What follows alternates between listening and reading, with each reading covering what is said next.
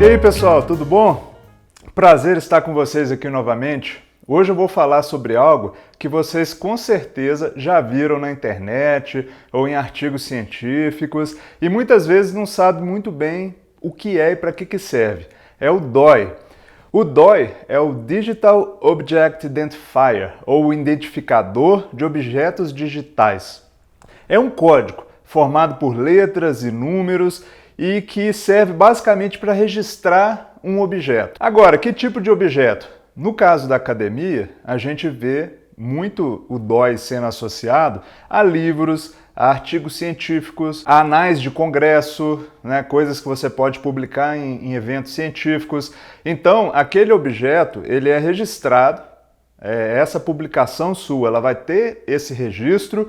E esse código ele vai trazer na sua alma, né? É como se fosse a alma do artigo científico, porque ele traz ali o que é essencial no artigo científico, as questões principais, os metadados, ou seja, o que é o metadado? É o dado do dado, né? Então daquela informação, daquele artigo, quais são os metadados? Seriam título, resumo, autores, data de publicação, revista de publicação. Então aquele código, ele guarda ali aquela alma daquele artigo ali. Isso é muito bom para facilitar o registro e também a localização desses objetos, que no caso são artigos, livros, objetos acadêmicos. Vamos dar uma olhada nesse DOI. A gente vê que o DOI, todo DOI tem um prefixo e um sufixo.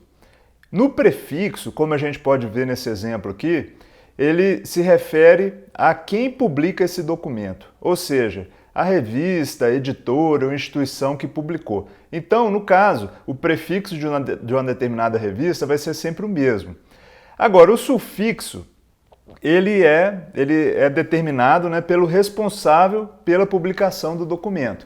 Então, cada artigo, por exemplo, publicado dentro de uma determinada revista vai ter um sufixo diferente, porque esse sufixo vai diferenciar os artigos dentro dessa mesma revista. Quais são as vantagens do DOI? Primeiro que é uma iniciativa global, então você padroniza. Outra vantagem, que é muito prática, é que o próprio currículo Lattes, que é o currículo que a gente mais utiliza aqui no Brasil, que também tem essa vantagem de padronizar esse tipo de informação científica, ele aceita o DOI. Então, quando você fala para o currículo Lattes que você publicou um artigo científico, basta você colocar o DOI e colar que ele automaticamente já vai ler todos os metadados do artigo e já vai colocar aquilo ali pronto para vocês.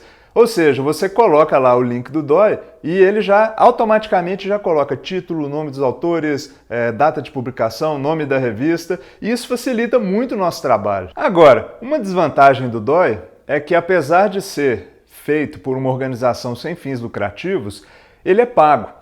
Então você tem que pagar $1 por cada DOI que você emite. E nesses tempos de crise, e parece que aqui no Brasil a gente vive uma eterna crise, o dólar não está para brincadeira, não é verdade? Então você pensar em pagar $1 para cada documento, se você for registrar muitos documentos, aquele valor pode ser significativo e pode até ser que isso seja inviabilizado aqui para a gente do Brasil, que conta com pouquíssimo financiamento para ciência, para pesquisa, sempre existe essa limitação. Revistas científicas Open Access, que são de acesso aberto no Brasil, elas geralmente não cobram para que você publique e também não cobram para a pessoa ter acesso ao artigo, é tudo aberto. Geralmente é patrocinado por universidades, por instituições que cedem horas dos seus editores, dos seus colaboradores para que aquela revista aconteça, ou então associações científicas.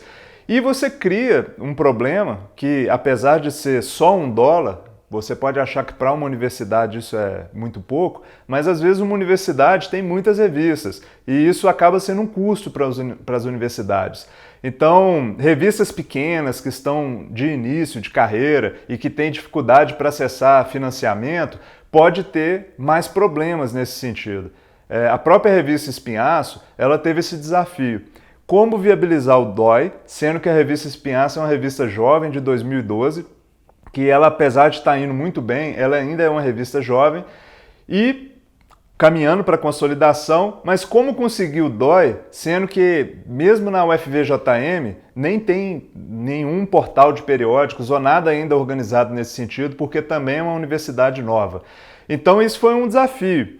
E aí uma dica que eu deixo aí para quem é editor e quem está pensando em editar ou mesmo organizar um seminário que vai ter publicação de anais, ou quer publicar um livro, alguma coisa assim, você pode utilizar um DOI paralelo, digamos assim, que é o DOI da Zenodo, que ele tem praticamente as mesmas funções. Ele tem ali o link do DOI, muito parecido com o DOI original, digamos assim, mas ele vai te dar todo aquele serviço do DOI, de padronização, tudo certinho. Ele vai ser algo que as pessoas vão entender e saber e identificar aquilo como um DOI, sem que você pague. Ele é gratuito. Então, dá uma olhadinha aqui, por exemplo, na tela. Quando você pega um link de DOI do Zenodo, ele te manda para essa tela aqui. Olha que interessante, você tem todos os metadados. Você tem inclusive o PDF do artigo científico aqui no caso, um exemplo da revista Espinhaço, que já está dentro da página da Zenodo. Acaba sendo até uma nova página para que os artigos fiquem, porque quanto mais lugares os artigos são divulgados, você acaba promovendo a sua revista melhor. Nesse caso, a gente pode ver que já teve 7 visualizações e 4 downloads desse artigo. E é um artigo que foi publicado em janeiro agora, ou seja, há um mês atrás. E nesse DOI, você vê que os metadados estão todos aí. O título, tá vendo? Mobilidade, vulnerabilidade socioambiental. Você tem o nome dos autores, você tem o resumo, você tem até o PDF nesse caso. Você tem também a informação da revista, data de publicação. A Zenodo, ela acaba permitindo que as revistas tenham acesso ao DOI gratuitamente. A revista Espinhaço, então, como ela é totalmente aberta, gratuita, a gente até por questão de filosofia resolveu adotar o DOI da Zenodo. E a única desvantagem do DOI do Zenodo é que o currículo Lattes ele não está preparado para ler aqueles metadados de forma automática. Então você vai colocar o DOI e vai ter que digitar o nome, as coisas. Fica aí a dica para o pessoal que administra a plataforma do Lattes, porque é algo que está sendo bastante utilizado. Acho até que seja uma tendência, já que você tem uma iniciativa que é gratuita, como a gente está aqui entusiasmado em promover a ciência aberta, o Open Access, então quanto mais iniciativas gratuitas, melhor.